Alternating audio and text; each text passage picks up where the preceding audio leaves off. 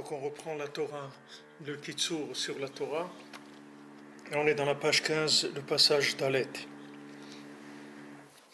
Donc hier on a vu ce passage très important qui dit que toute la force des accusateurs, tous ceux qui font le din, toute leur force elle vient de la parole, c'est-à-dire le fait que la parole n'a pas été réparée, et d'un autre côté la réparation de la parole, c'est ce qui va les anéantir. Dalet ve'tzarir kol adam lirot le'achpaya sitra deketz kol basar tachat hadibur shel kedusha. Et chaque personne elle a l'obligation de soumettre le côté négatif, et c'est-à-dire ce côté-là apocalyptique et destructeur. Chacun il a l'obligation de le faire se soumettre au dibour de Kedusha, c'est-à-dire à la parole sainte. Dainu shiye notel mimenu kol hadiburim shenaflu letocho al yedei pgam hadibur. C'est-à-dire il doit reprendre toutes les paroles qui sont tombées dans le côté négatif par le fait qu'il y a eu de la parole abîmée.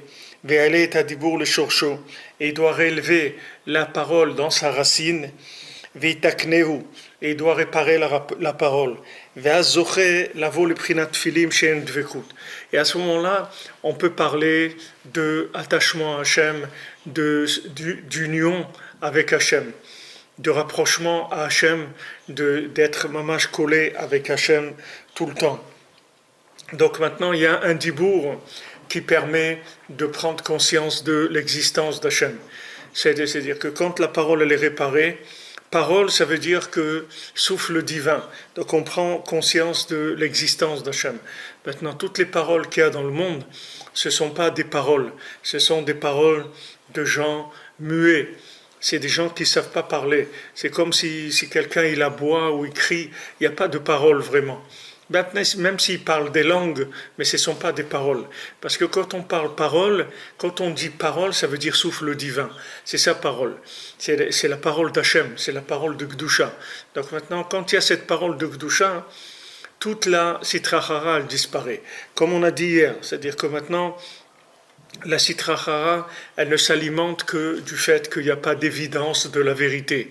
Dès qu'il y a évidence de la vérité, le côté négatif, il se disparaît, puisque le côté négatif, il n'existe pas. Comme on a dit hier, le mal, il n'existe pas. Le mal, c'est uniquement l'imagination de gens qui sont muets. C'est ça le mal. Le mal, c'est l'imaginaire de gens qui ne communiquent pas. Ça, c'est ça le mal. Sinon, dès qu'il y a une parole vraie, elle enlève tout le mal. Tout le mal, elle l'enlève. C'est-à-dire que maintenant, quand quelqu'un il a une parole de vérité, une parole qui est une parole de communication avec Hachem, ça enlève tout le mal. Rabbeinu dit dans l'écouté moral sur la Torah, sur Hitbod Dedut, il dit que maintenant, quand quelqu'un il parle avec Hachem, il arrive au bitoul, il arrive à la soumission à Hachem. Et la soumission à Hachem, c'est ça la vie, c'est ça qui rend le monde vivant. C'est-à-dire que Rabbeinu l'explique là-bas que avant qu'est le Ham Israël, le monde, il n'était pas Mechouyav HaMetziut, c'est-à-dire que le monde, il y a une question des philosophes qui disent, est-ce que le monde, il est obligé d'exister ou pas? Est-ce que Hachem, il a la liberté de détruire le monde ou pas? Est-ce qu'il peut ramener le monde dans le néant? C'est-à-dire comme si jamais il y avait rien, comme s'il n'y avait rien eu. Et alors il dit, tant qu'il n'y avait pas les Neshamot Israël et le Matan Torah, alors on aurait pu dire quelque chose comme ça. Mais maintenant, du fait qu'il y a les Neshamot Israël, ces Neshamot Israël, c'est elles qui ont fait que le monde, il est Mechouyav HaMetziut. C'est-à-dire aujourd'hui, le monde, il est obligé d'exister. C'est-à-dire il n'y a plus de raison de ramener le monde au tohu, c'est-à-dire avant au néant. C'est-à-dire le monde, il doit exister. C'est sûr qu'il va exister. C'est-à-dire qu'il n'y aura jamais de destruction du monde. Ça, c'est uniquement grâce au Ham Israël. C'est pas grâce aux nations, c'est grâce au Ham Israël.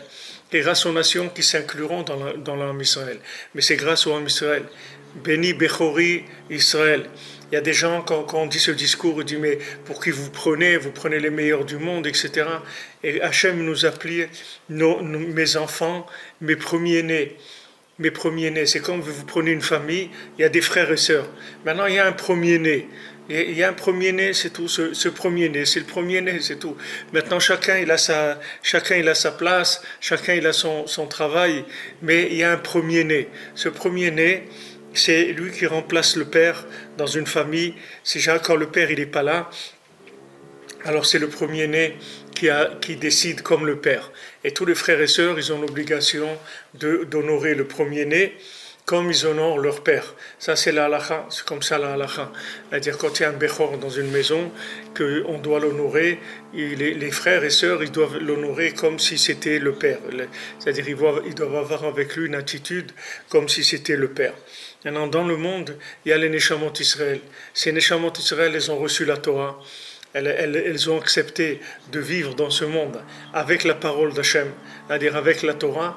Donc, depuis qu'il y a eu les Neshamot Israël qui ont accepté la Torah, il n'y a plus de possibilité que le monde il retourne dans le néant. Le monde il va exister et le monde il va se réparer et tous les individus vont se réparer. Il y aura une réparation totale. Pourquoi? Parce que du fait que maintenant le Ham Israël il a accepté la Torah, il a accepté le dialogue avec Hachem, avec ça il s'inclut dans l'infini. Avec ça, il s'inclut dans l'infini. Chaque parole de Hitbodedut, chaque fois qu'on parle avec Hachem, on s'inclut dans l'infini. Et ça répare toutes les midotes, ça répare toutes les difficultés.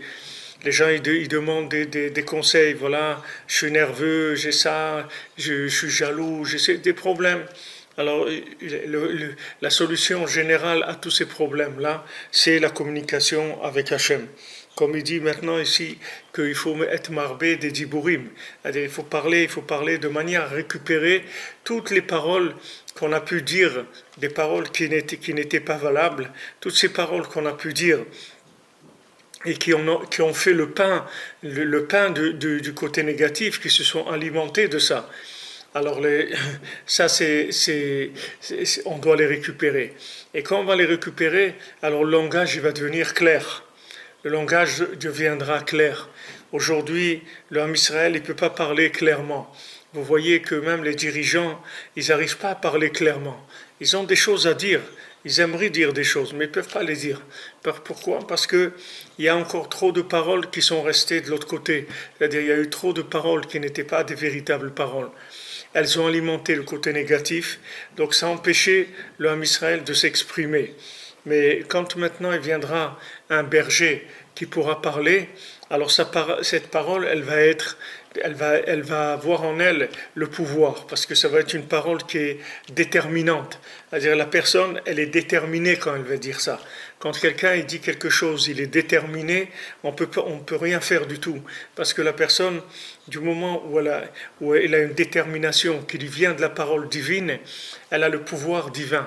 Donc il y a rien qui va l'arrêter, parce que ce pouvoir-là qu'il a, c'est le pouvoir d'Hachem. C'est parce qu'il a réparé sa parole. C'est-à-dire tout, ça dépend du niveau de réparation de la parole. Maintenant, quand vous voyez tous les gens dans le monde parler, c'est vrai que les gens y parlent, mais ce n'est pas des paroles, parce que la parole, le dialogue, c'est qu'avec Hachem. Ça, c'est la racine de toute communication. Si je parle avec Hachem, alors je peux parler avec tout le monde. Si je ne parle pas avec Hachem, je peux parler avec personne. Et même si je parle, ce n'est pas des paroles. Ce n'est pas un langage. Ce n'est pas un langage dans lequel il y a un souffle divin. C'est un langage animal, c'est un langage d'instinct, c'est un langage imaginaire, mais c'est pas le langage kadosh, le langage kodesh, le langage saint qui est porteur du souffle divin. Le langage saint, il est porteur du souffle divin. Rabbeinu, il avait un frère qui s'appelait Rabbi Yechiel, et ce Rabbi Yechiel là, au début, il n'était pas élève de Rabbeinu. Après, il est devenu un élève de Rabbeinu. Ce Rabbi Yechiel, c'est devenu un élève de Rabbeinu. Et Rabbeinu lui a dit de parler avec les gens. Rabbeinu lui a dit de parler avec les gens, comme on l'a dit à Rabbi Nathan, de parler avec les gens. Alors, quand Rabbeinu l'a dit ça à Rabbi Yechiel, alors Rabbi Yechiel, il regardait le Rebbe de façon avec un regard étonné, comme dire comment je vais faire pour parler avec les gens. Il n'était pas tellement dans cette attitude-là. Alors Rabbeinu lui a dit parle avec Hachem, et après tu pourras parler avec tout le monde. C'est-à-dire, si tu parles avec Hachem, tu peux pouvoir parler avec tout le monde. Parce que de parler avec Hachem, c'est du souffle divin. C'est du roi HaKodesh de parler avec Hachem. Quand on parle avec Hachem, c'est la parole, le niveau élevé de la parole qui va s'exprimer. Et ce niveau élevé, il est porteur en lui de divinité. Donc maintenant, ici, Rabbeinu, il donne une notion dans ce passage-là qu'il faut, récupérer toutes les paroles qui ont pu tomber chez eux. Toutes les paroles. Les gens, ils font voter à l'ONU des choses, ils font voter à l'UNESCO des choses, ils font voter n'importe où. Alors les gens, c'est les uns les plus muets que les autres. Chacun, il aboie de son côté, il dit voilà, ça, etc. Mais il y a un dibour de Gdusha. Il y a un dibour de Gdusha. Comme Rabbeinu, il a dit, un machal, Rabbeinu, il a rapporté dans l'écouté Moran, il dit qu'une fois, il y a un roi, il a envoyé un ministre dans un pays. Quand ce ministre-là il est arrivé dans ce pays, les gens du pays l'ont pris pour un roi. Ils ont cru que c'était le roi, ils ne savaient pas que c'était un ministre. Donc lui, il n'a rien dit, et ils l'ont mis à la place pour honorer le roi. Donc il était là-bas, il recevait tous les honneurs en tant que roi. Maintenant, un jour, le vrai roi, il est arrivé là-bas, c'est-à-dire celui qui l'avait envoyé. Alors bien sûr, les gens ils l'ont pas tellement honoré parce que pour eux le roi c'était le ministre. Alors ils étaient assis à côté le roi et le ministre et le roi il a chuchoté à l'oreille du ministre et lui a dit tu sais même si on te donne l'honneur d'un roi, toi et moi on sait très bien qui on est. Tu sais très bien que toi tu n'es pas un roi, que toi tu es ministre et que le roi c'est moi. Maintenant ici ils t'ont pris pour un roi, ils t'ont donné les honneurs, tout ce que tu veux. Mais toi tu connais la vérité, tu sais très bien qui tu es. Maintenant c'est ça qui va arriver dans le monde. C'est-à-dire quand on va récupérer la parole de Gdusha, c'est-à-dire quand on va dire des paroles qui sont saintes, des paroles de discussion avec Hachem, des paroles qui sont des paroles pour positiver la vie de l'humanité, des paroles qui sont des louanges d'Hachem, des louanges du bien qu'il y a dans le monde. Alors avec ça, chaque fois qu'on dit quelque chose du bien, on récupère les éléments de paroles qui sont tombés dans le côté négatif. C'est-à-dire il y a des éléments de paroles qui ont été pris, comme on a vu hier, qui ont été pris par Amalek, par le côté de la Sitrara, et nous on doit récupérer ces paroles-là. On doit les récupérer. Quand on aura récupéré ces paroles, il va y avoir une évidence de la vérité. Il n'y aura plus de possibilité de raconter des mensonges. Les gens ne pourront plus raconter des mensonges, parce que le mensonge, c'est uniquement parce qu'il n'y a pas de vérité. Comme Rabbeinu dit, le mensonge, il est nombreux. Il dit sur un métal, en argent, si on veut mentir, on peut dire que c'est du fer, on peut dire que c'est de l'aluminium, on peut dire beaucoup de choses. Mais ce qu'il est, c'est une seule chose. C'est de l'argent, c'est tout. Ça, c'est la seule chose. Et cette chose-là, elle est unique. Et une fois qu'on va dire que c'est de l'argent, c'est fini. Toutes les autres choses, elles vont disparaître. Tous les autres attributs, ils vont disparaître. Rabbeinu, il a dit qu'il faut regarder le bien qu'il y a dans chacun. Et il dit que maintenant, que Odmeat ven Racha, encore un petit peu de bien, essaye de trouver un petit peu de bien dans l'individu, et tu verras qu'il est plus Racha, et que c'est plus un pervers, c'est plus un mécréant. Veidbonanta al mekomo veinenu, et tu vas chercher sa place, et tu vas voir qu'il est plus là. C'est-à-dire que maintenant, quand on voit le mal chez quelqu'un, c'est pas lui qui est mal. Lui, il n'est pas mal du tout. Et lui, il n'a rien de mal. Mais seulement, il y a du mal qui s'est collé sur lui par le fait qu'il y a eu des situations, soit qu'on a parlé du Lachon Hara sur lui, soit qu'on a fait des choses qui ont entraîné qu'il a perdu sa place, il a perdu son honneur, parce qu'on a raconté des bêtises sur lui. Alors maintenant, ces paroles-là, il faut les récupérer. Une fois qu'on les a récupérées, alors Rabbeinu dit que quand on juge quelqu'un positivement, Alors après, on cherche le pervers, le méchant qu'il y avait en lui, et on ne le trouve plus parce qu'il a disparu. Pourquoi il a disparu? Parce qu'il y a eu le bien qui s'est révélé. Donc tout le côté négatif qu'il y avait en lui, sur lui, il a disparu. C'est pour ça que chacun d'entre nous, il faut beaucoup s'encourager, parce que ce qu'on est aujourd'hui, même si on n'est pas reluisant du tout, c'est pas de notre faute. C'est-à-dire que nous on veut faire la parole d'Hachem. On a tout fait pour être proche d'Hachem.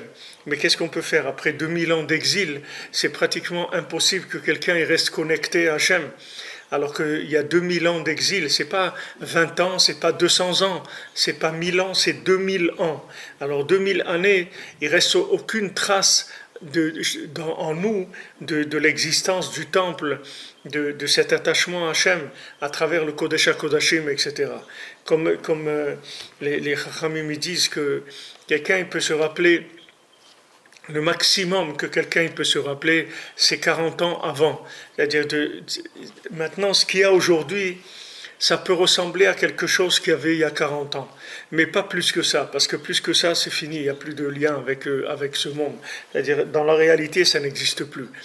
Mais la réalité, c'est des cycles de 40 années. C'est-à-dire qu'il y a toujours quelque chose de présent qui était il y a 40 ans.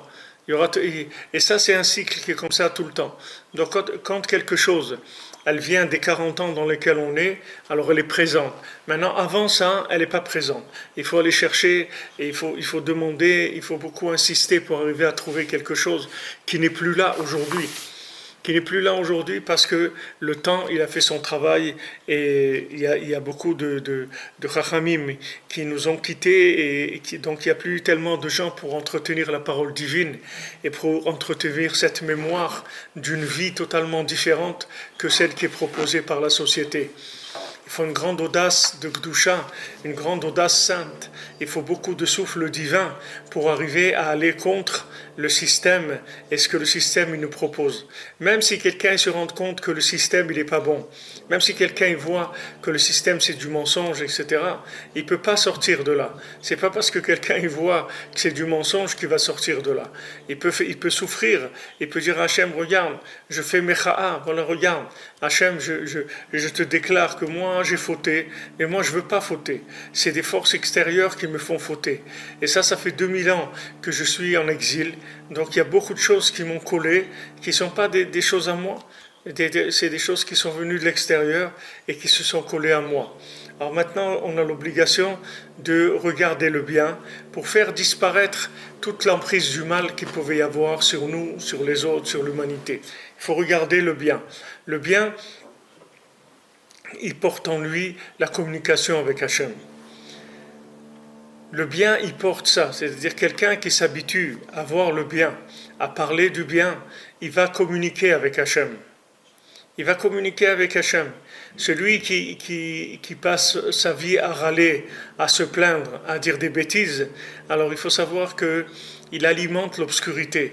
Sa façon de parler, elle alimente l'obscurité. C'est-à-dire que ça devient quelqu'un fournisseur de Amalek. C'est lui qui fournit Amalek. Maintenant, il n'y a personne qui veut fournir Amalek. Si quelqu'un lui dit, voilà, c'est toi qui as fait les attentats et tout, il va dire, mais non. Voilà, hier, ils ont dit qu'ils ont tué quelqu'un, ils croyaient que c'était un terroriste, mais les Maasés, c'était un juif. Ils se sont trompés, ils ont tué un juif. Et les Maasés, pourquoi Hachem nous montre ça? Parce que les Maasés, les juifs, c'est eux qui ont la solution du monde, de l'humanité. C'est-à-dire que nous, on a une obligation de parler avec Hachem en tant que premier-né, en tant que peuple choisi d'Hachem. On a une obligation de parler avec lui régulièrement, de manière à ne pas laisser le monde aller se déchoir, c'est-à-dire partir en désuétude, partir en destruction. Le monde, il se détruit parce qu'il n'y a pas de parole divine. C'est pour ça que le monde, il se détruit. S'il y avait la parole divine, le monde, il ne se détruirait pas. Tout le monde serait que dans la joie et de la construction. Le fait maintenant qu'il n'y a pas assez de parole divine, donc il y a une augmentation de paroles négatives, et ces paroles négatives, elles entraînent des décrets dans le monde. Mais si maintenant quelqu'un s'habitue à vivre avec le bien, à voir le bien, à ne jamais parler du mal, parler que du bien, vous allez voir que vous allez changer de vie complètement. Parce que tout votre niveau de vie, chacun là où il est, notre niveau de vie, c'est le niveau de sanctification de notre parole. C'est ça notre niveau de vie, c'est-à-dire de vitalité. C'est combien on a sanctifié notre parole. Alors plus on va sanctifier la parole, plus on va avoir du Ruach HaKodesh, c'est-à-dire du souffle divin. Ça ne veut pas dire Ruach HaKodesh, c'est pas que quelqu'un va commencer à prédire la venue du Mashiach ou des choses comme ça. C'est pas ça le Ruach HaKodesh. Le Ruach HaKodesh, ça veut dire que maintenant, je suis vivant avec le souffle d'Hachem. Je ne suis pas vivant avec de la consommation. Je ne suis pas vivant parce que j'ai gagné beaucoup d'argent, ou parce que j'ai beaucoup mangé, ou parce que j'ai beaucoup dormi, ou parce que je me suis beaucoup promené. Ce n'est pas ça qui donne la vie. La vie, c'est le souffle divin. Le souffle divin est plané au-dessus des eaux. C'est-à-dire que le souffle divin, il couvait le monde. Il couvre le monde aujourd'hui aussi. Il y a comme quand les gens ils parlent de la couche de l'ozone et la couche de ça et la couche de ça. Il y a une couche qui enveloppe le monde. Cette couche qui enveloppe le monde, c'est une couche divine, de présence divine, mais aussi contractée. Maintenant, pas aussi contractée que comme on la vit dans le monde de la matière, moins contractée, mais qui reste contractée quand même. Alors Rabbeinu dit qu'il faut remonter la parole vers sa racine et la réparer. Et à ce moment-là, on peut arriver au tefillin. Une fois qu'on a réparé la parole, à ce moment-là, on peut parler d'attachement à Hachem. Il faut que les gens sachent, les gens qui disent des mots qui ne sont pas bien, des mots qui ne sont pas polis, des mots qui ne sont pas corrects, il faut savoir qu'ils n'ont aucun attachement à Hachem. Parce que si quelqu'un il peut dire quelque chose comme ça dans sa bouche, ça veut dire qu'il n'est pas attaché à Hachem du tout. Il n'est pas du tout attaché à Hachem. S'il était attaché à Hachem, il ne prononcerait pas des choses comme ça. Dans sa bouche, il ne pourrait pas dire quelque chose comme ça. C'est pire que de manger pas kasher. Même manger pas kasher, ce n'est pas aussi grave que d'abîmer la parole. Parce que la parole, c'est ce qu'il y a de plus élevé dans l'homme. Donc quand on abîme le plus élevé, après tout le reste, ça reçoit des contre-coups de ça. Mais la parole, c'est ce qu'il y a de plus élevé dans l'individu. Donc quand quelqu'un répare la parole, il arrive à l'attachement à Hachem. C'est de ça que dépend l'attachement à Hachem, parce que la parole, elle rend évidente l'infini. C'est ça la parole. La parole, c'est que ça répare la lune, c'est-à-dire ça répare le côté caché d'Hachem qui se trouve dans la matière. Donc chaque parole, elle fait révéler la présence divine dans la matière. Et ça, c'est ça qui s'appelle la vie. La véritable vie, c'est celle-là. C'est de vivre dans ce monde, dans un corps, en étant attaché à l'infini. Ça s'appelle la vie. Parce que si quelqu'un il est dans la matière uniquement, alors ça s'appelle pas la vie, ça s'appelle la mort. Et si quelqu'un il est sorti du spirituel qu'il y a dans ce monde pour aller vers l'autre monde, ça aussi ça s'appelle la mort. Et dans la vie, c'est Yaakov, c'est le côté du milieu. C'est-à-dire que maintenant j'apprends la Torah, j'étudie la Torah, je parle avec Hachem. Tout ça, c'est pour construire ici, à Mishkan d'Hachem, une maison, une résidence d'Hachem, pour que Hachem il puisse résider dans mon cœur. Alors, Rabbi Nathan dit, maintenant il faut faire monter la parole dans sa racine, qui sont les 5 doigts qui se trouvent dans le bras gauche, Shem Chamisha Gvurot, qui sont les 5 rigueurs, Prinat Chamisha Motzaot Ape, qui sont les 5 articulations de la bouche, Shemisham Mikvurot Naaseh Adibur, que là-bas, de la rigueur, c'est de là où est venue la parole. La parole, elle vient d'un endroit très élevé. Comme c'est écrit, ta force, ta gvura, ils vont en parler. C'est-à-dire que maintenant la parole, elle donne de la gvura, elle donne de la force.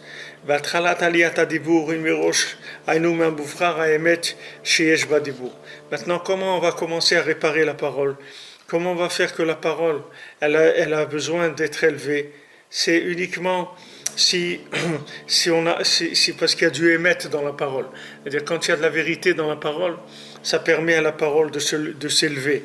C'est-à-dire il y a du émettre dans la parole, et le émettre qu'il y a dans la parole, ça s'appelle roche. Qui kama mine emet. Il y a plusieurs sortes de émet. Comme ils ont dit nos chachamim, Ha'emet naase adarim. La vérité, elle est devenue des petits troupeaux, c'est-à-dire des petits groupes. Comme il est dit, le début de ta parole, c'est la vérité. C'est-à-dire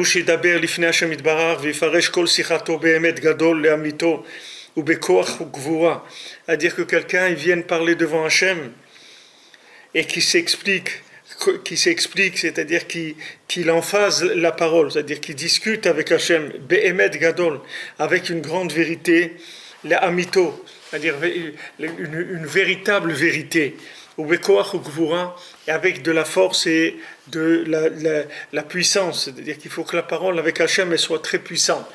La parole avec Hachem, ça doit être aussi une plaidoirie pour l'humanité, une plaidoirie pour soi-même. C'est-à-dire il faut plaider pour ce monde-là. Il faut plaider comme Avraham Avinu, comme Moshe Rabbeinu. Ils ont plaidé pour le monde. Ils ont demandé à Hachem d'avoir pitié du monde. Alors ça vient quand la parole elle est réparée, c'est-à-dire que la parole elle s'adresse à Hachem. À ce moment-là, on dit avec un grand émet, c'est émet les amito. C'est-à-dire que maintenant, il y a émet et il y a émet les amito. Il y a la vérité et il y a la vérité de la vérité. Maintenant, le tzaddik, c'est la vérité de la vérité. Le tzaddik à émet, c'est la vérité de la vérité. C'est-à-dire que maintenant, quand quelqu'un il a trouvé le tzaddik, il a trouvé le émet les amito. C'est-à-dire il a trouvé mamash, le côté vrai qu'il y a dans le vrai. Parce que même dans le vrai, il y a des niveaux. Alors il y a un côté vrai dans le vrai, et il y a un côté moins vrai dans le vrai, et il y a un côté faux dans le vrai aussi. La Torah, elle a tous les aspects qu'on veut. Comme il disait Rav Vassilski à la Vachalom, il disait, dans l'écouté moral, il y a tout, il y a même la vérité. Si tu cherches la vérité aussi, tu peux la trouver dans l'écouté moral. Ça veut dire que maintenant, la personne, elle ne se rend pas compte qu'elle n'arrive pas à étudier, qu'elle n'arrive pas à avoir un lien avec le texte, un lien avec l'auteur, un lien avec Hachem à travers le texte. Pourquoi ? Parce que sa façon de voir, sa façon de communiquer, sa façon de s'unir avec les choses, elle n'est pas Beruach HaKodesh, c'est-à-dire c'est pas avec un souffle divin. Donc quand il a une approche des textes, ou il a l'approche de certaines notions, cette approche-là, c'est une manipulation déjà des choses. C'est-à-dire ça vient déjà d'un problème de concepts qui ne sont pas clairs. Dire la parole est claire. Quand la parole elle est vraie, elle est claire. Ça va vous donner des notions claires, c'est-à-dire des certitudes. Pas de vivre un peu comme ça et comme ça, des certitudes. C'est-à-dire si quelqu'un il arrivait à des certitudes dans tous les domaines, jamais quelqu'un il fauterait. Pourquoi quelqu'un il faute ? Parce qu'il n'est pas sûr, c'est tout. S'il était sûr, il avait une certitude, jamais il aurait fauté. Maintenant, comme il n'est pas sûr, alors il faute. Alors il faut récupérer la parole, cette parole-là qui va nous permettre de nous engager de façon déterminée. C'est-à-dire qu'on soit en marche déterminé à être avec Hachem. Ma bâche déterminée, il faut avoir une détermination, il faut que ça soit clair, que ma façon de voir la vie, elle doit être claire. C'est pas quelque chose qui est un peu comme ça, un peu comme... Il faut que ça soit clair, émettre les amitos, c'est-à-dire le émettre quand on l'a débarrassé de toute l'imagination, de toute la consommation, de toutes les choses négatives qu'il peut y avoir dans ce monde. C'est-à-dire que quelqu'un il doit venir, il doit parler devant Hachem et il doit expliquer toute sa sikha behemet, c'est-à-dire il doit venir devant Hachem et faire toute une tirade, c'est-à-dire il faut qu'il s'exprime de façon très claire. Il faut pas, c'est pas venir de dire voilà Hachem, merci pour ça, merci si tu peux me donner ça, etc. Il faut ouvrir la parole, il faut ouvrir de manière à avoir un véritable dialogue avec Hachem. Parce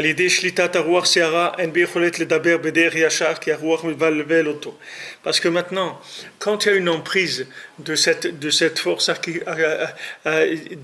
apocalyptique, alors elle empêche l'homme de parler et elle le trouble. C'est-à-dire que même quand il parle, ses paroles ne sont pas claires. Ces paroles ne sont pas claires. Si vous regardez la politique dans le monde, vous verrez que la politique c'est basé sur ça. C'est basé sur un langage de la tour de Babel. C'est sur ça que c'est basé. Même les religions qui ont voulu utiliser la Bible, dans la Bible il y a le mot Bavel, il y a le mot Bilboul. Donc quand on dit en français Bible, ça veut dire Bilboul. C'est-à-dire que dans le mot Bible, comme il est dit en français, il y a le Bilboul. C'est-à-dire que maintenant, même si des gens, ils ont voulu copier la Torah, ils ont pris l'Ancien Testament, le Nouveau Testament, ils ont fait des testaments et des testaments.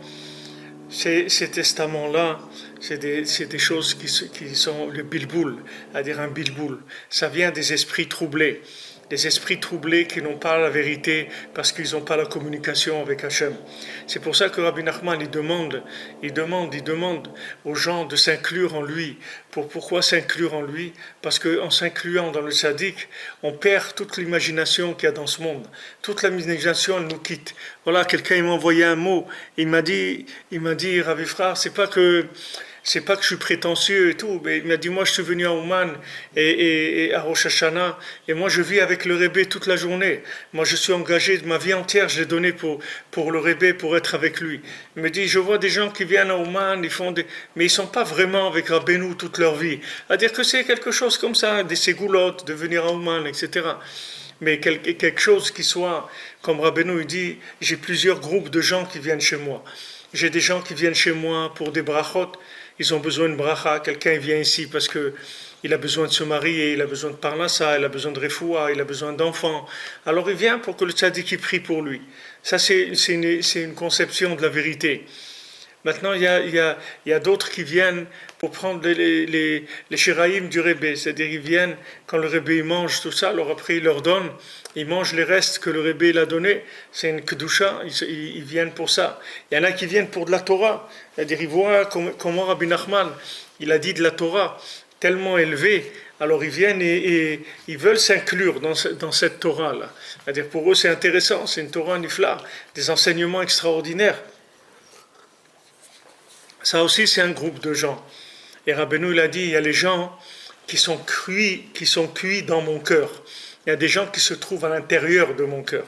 Et il a dit aux élèves qui étaient autour de lui, il a dit, moi, je veux que vous fassiez partie de ces gens-là. Des gens qui sont, mamash, ungebaken, il a dit Rabbeinu, ungebaken, qui sont cuits dans mon cœur. Dans mon cœur, c'est-à-dire qu'ils soient en marche dans le cœur du tzaddik. C'est-à-dire que la personne, elle vive avec le tzaddik tout le temps. C'est-à-dire qu'elle sache que c'est le maître de la génération, c'est le berger. Et lui, il nous communique tous ces tikkunim-là. Nous, on ne sait rien du tout. On est dans une génération, on ne sait rien. Et si jamais on sait quelque chose, c'est encore pire parce que c'est de l'imagination. Nous, on ne sait rien. Et on ne peut rien savoir. Parce que dans l'état où on est, on ne peut rien savoir du tout. Donc nous, on s'appuie sur le savoir du tzaddik et on se soumet au savoir du tzaddik, c'est tout. Nous, on ne sait rien. Ce que lui, il va dire, c'est ça notre vie. Nous, on ne sait rien du tout. Qu'est-ce qu'on peut comprendre? Les gens, ils viennent, ils parlent de la politique, ils parlent de ci, ils parlent de ça, comme s'ils savaient quelque chose. Les gens, ils ne savent rien du tout, ils racontent n'importe quoi. Ils viennent et ils parlent, c'est tout, de ça ou de ça, mais ils n'ont aucune maîtrise de la chose. Ils ne savent pas du tout de ces choses-là, qu'est-ce que ça veut dire. Les gens, ils parlent, c'est tout. Mais de quoi ils parlent? Ils parlent avec quoi? Avec un souffle divin? C'est pas avec un souffle divin. C'est pas les Hachem, il donne à chacun, chaque manig, chaque dirigeant du Ham Israël. Alors Hachem, il lui donne un don pour qu'il puisse aller avec chacun et l'accompagner dans le Ruach HaKodesh, lui donner mamash le Ruach HaKodesh. Nous tous, on reçoit tout le Ruach HaKodesh, on reçoit du tzaddik, on voit Yoshua bin Nun, il recevait tout de Moshe Rabbeinu. Il n'avait rien du tout de lui-même. Tout, il a reçu, même de faire rentrer le peuple juif en Eretz Israël, il a reçu cadeau de Moshe Rabbeinu. Moshe Rabbeinu qui lui a donné ça. C'est Moshe Rabbeinu qui a appuyé ses mains sur lui et qui lui a transmis de son souffle divin. Donc le tzaddik qui peut donner du souffle divin à chacun. Il faut uniquement avoir confiance en lui et il faut s'engager. Tout dépend de combien la personne elle est prête à s'engager. C'est ça qui fait la différence, c'est tout. Combien quelqu'un il est engagé avec le tzaddik, c'est ça qui fait la différence du souffle divin qu'il va avoir en lui. Plus quelqu'un il est engagé, et plus le souffle divin il va être très fort qui est en lui. Et moins quelqu'un il est engagé, et moins le souffle divin il est fort. Maintenant, toute approche du tzaddik elle est bien. Même quelqu'un qui vient au Manaroshana pour un intérêt quelconque, pour la parnassa ou parce il va avoir un jugement sur quelque chose, etc. Même quelqu'un qui vient pour ça, c'est bien aussi, parce qu'il a la émouna dans le tzaddik. Mais la véritable émouna dans le tzaddik, c'est sur le émet les amito. C'est ça la émouna dans le tzaddik. C'est-à-dire émet les amito. C'est-à-dire que mamash, qu'est-ce que je fais dans ce monde? Hachem, aide-moi à trouver mon chemin. Qu'est-ce que je suis venu faire dans ce monde? Par le mérite du tzaddik, montre-moi mon chemin. Montre-moi mon chemin. Je sais pas qu'est-ce que c'est ce monde-là. Je sais pas comment il s'utilise. Je sais rien du tout. Donc j'ai besoin d'un berger. J'ai besoin d'être dirigé. J'ai besoin d'être pris par la main et accompagné à chacun de mes pas, parce que je peux pas marcher tout seul. J'ai besoin de ça. Alors maintenant, il dit ici qu'à l'idée shlitat arwach se'ara, ein becholet ledaber b'deri yashar ki arwach mebalbel oto. Parce que maintenant, le fait qu'il n'y a pas, il y a une partie de la parole qui est tombée dans la Sitra Achara, ça fait de la tempête, et ça empêche de parler clairement de la vérité. Ça empêche, même ceux qui ont la vérité, ils ne peuvent pas la dire clairement. Parce qu'il y a un tel bilboul dans le monde, il y a tellement de folie, d'imagination, que même si vous annoncez quelque chose comme ça, une vérité, c'est pas parce que vous allez annoncer la vérité que les gens ils vont y croire. Entre annoncer la vérité, c'est une chose, y croire et s'engager, c'est autre chose. Maintenant, pour arriver à dire des paroles qui vont permettre au monde de s'engager, alors il faut vraiment que ce soit le Ruach HaKodesh du Tzaddik. Il faut vraiment ce souffle divin qui passe à travers nous pour transmettre. וצריך להקם את הדרך שלא יכול לדבר שום דיבור באמת מחמת הבלבול שימתיקנו אזי אין לו בלבול. Alors maintenant chacun il doit trouver des chemins qui sont des voies parallèles.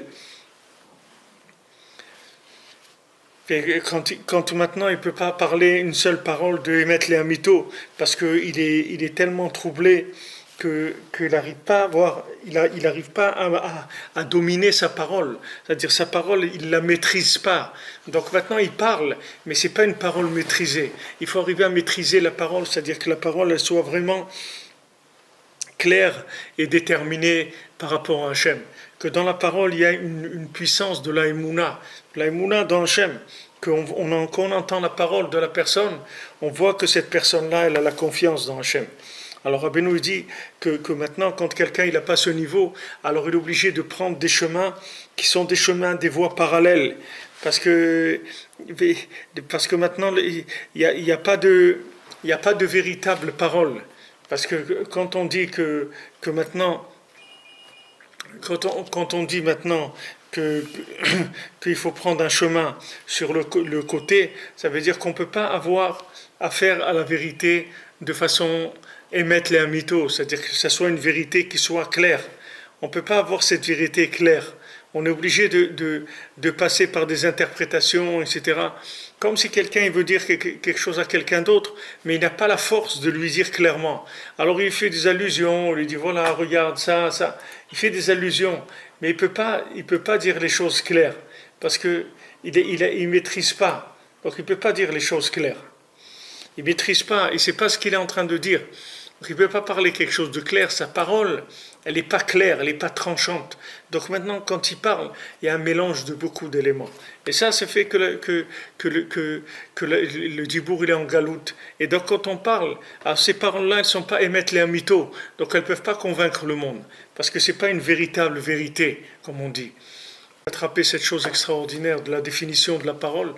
Parce que comme le monde ignore la parole, alors c'est très difficile pour nous d'imaginer qu'est-ce que c'est quelqu'un qui sait parler. Parce que comme il n'y a personne qui sait parler, alors on